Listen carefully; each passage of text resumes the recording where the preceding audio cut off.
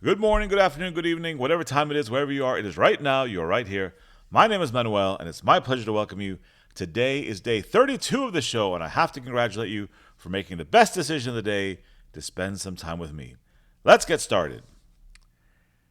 You might recall that for one brief, shining moment on Sunday morning, it felt like the entire country was united. The U.S. men's hockey team, overwhelming underdogs, defeated the heavily favored Canadian team to win Olympic gold in Milan. And for just a second, none of the usual nonsense mattered. No red states, no blue states, no cable news hysteria, just American athletes representing our flag and winning.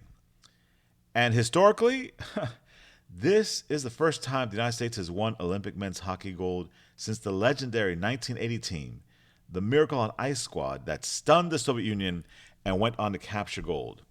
That's not just a win, that's generational. This is legacy stuff. And for a moment, it felt like America again. And then social media did what social media does. First came video of FBI Director Kash Patel celebrating with the team. Then came footage of President Donald Trump calling the players to congratulate them. The players, understandably, were clearly thrilled, overjoyed, smiling, grateful, proud. Without hesitation, they accepted an invitation to attend the State of the Union address on Tuesday. And that's when the tide turned. At first, it was subtle, snarky comments, eye roll emojis. Oh, so that's who you are. Little jabs like that. But by the day after the State of the Union, it was open season. A flood of hatred, insults, smears.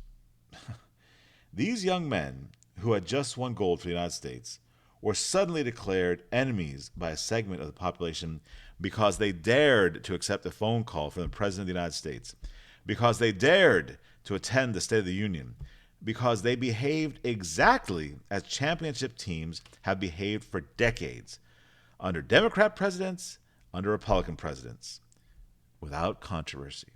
But that was then, this is now. Almost the entire Congress stood and applauded our heroes. Not all of them, but even most Democrats stood. And yet online, you'd think these guys had committed treason. Now here's what this reveals. The division in America is no longer simply Republican versus Democrat. It's no longer left versus right. It is increasingly sane versus insane.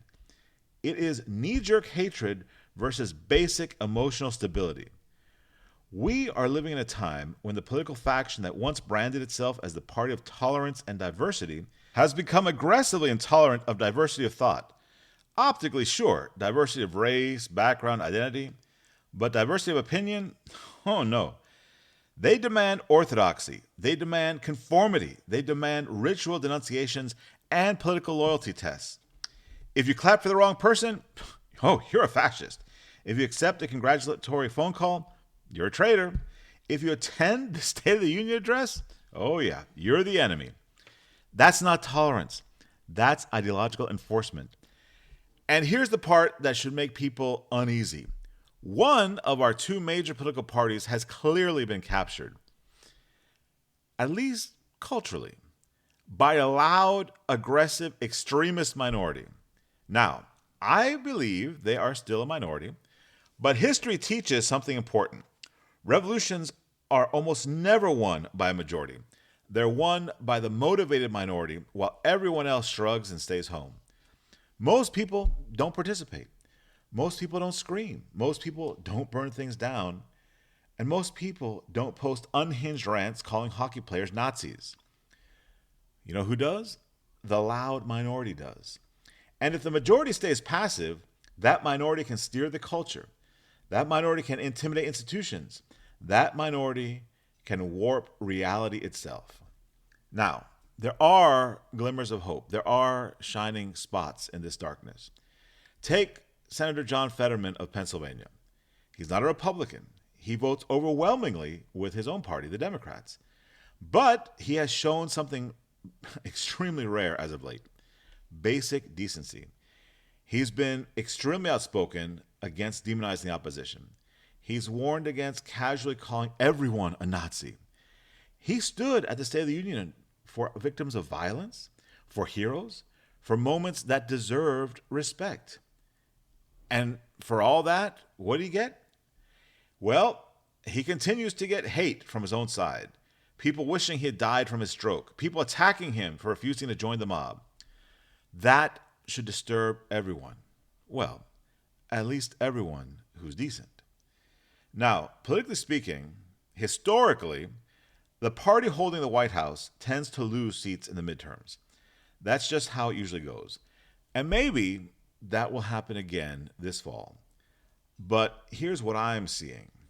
The margins matter because the vast majority of Americans are not extremists. They see who the extremists are and they're naturally turned off by it.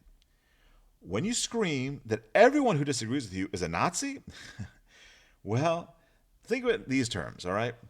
When you declare someone's grandmother is a fascist because she voted differently, when you tell people that their friends, their family, their children are evil for supporting a different policy, you're not going to win those people over.